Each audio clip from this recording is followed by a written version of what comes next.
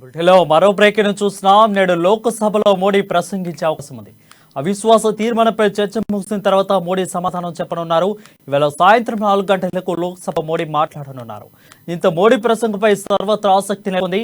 మోడీ ఏం మాట్లాడతారు, మణిపూర్ విషయంపై ప్రతిపక్షాలకు ఎలా కౌంటర్ ఇవ్వబోతున్నారనేది ఆసక్తికరంగా మారింది.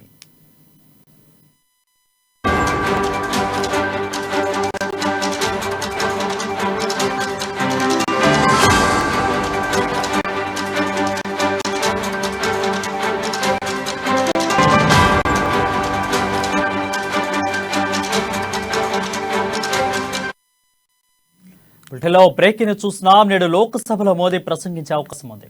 అవిశ్వాస తీర్మానంపై చర్చ ముగిసిన తర్వాత మోడీ సమాధానం చెప్పనున్నారు. ఇవాళ సాయంత్రం 4 గంటలకు లోక్సభలో మోడీ మాట్లాడనున్నారు. దీంతో మోడీ ప్రసంగంపై సర్వత్రా ఆసక్తి నెలకొంది.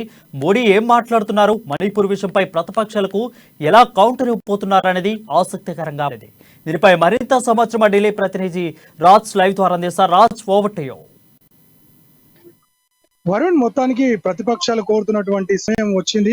ఈ రోజు సాయంత్రం 4 గంటలకి ప్రధాని మోదీ మణిపూర్ అంశంపై ఖచ్చితంగా సమాధానం ఇవ్వాల్సినటువంటి పరిస్థితి ఇక్కడ నెలకొంది. ఓవరాల్ ఇస్తే మొదటి నుండి కూడా మణిపూర్ అంశంపైనే పట్టుబట్టి కూర్చునే ప్రతిపక్షాలు, ముఖ్యంగా పడిన తర్వాత వారి టార్గెట్ పూర్తిగా కూడా మణిపూర్ లో జరుగుతున్నటువంటి అశాంతి ఏదైతే ఉందో దాన్ని వీలంత త్వరగా కేంద్రం తీసుకుని పరిష్కరించాలని, అక్కడ ఉన్నటువంటి ఆ పరిస్థితులన్నిటిని కూడా చక్కదిద్దుకుంటుంది.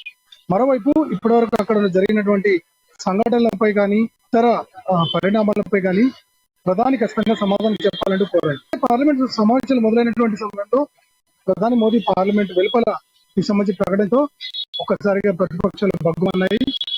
అందుకు అనుగుణంగానే తనను మాట్లాడించాలనే ఒకే ఒక్క ఉద్దేశంతో తను అవిశ్వాసాన్ని ప్రవేశపెట్టాయి.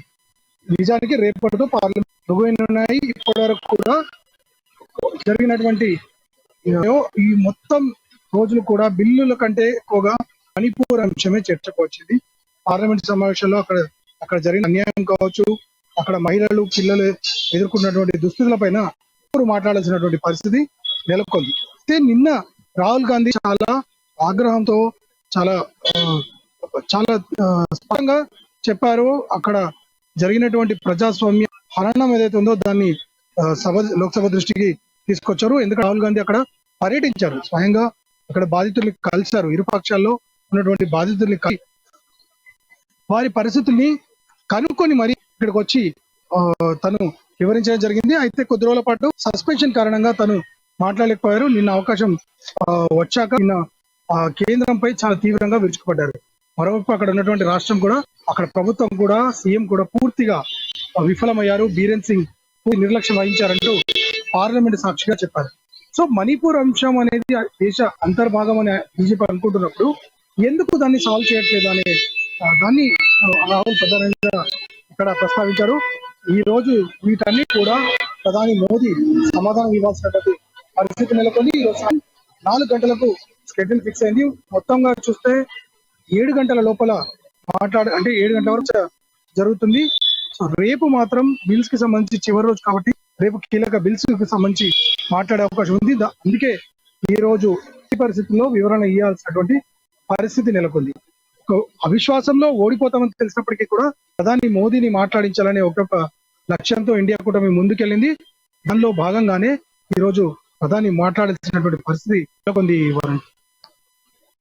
Right, thank you Raju for the clear updates.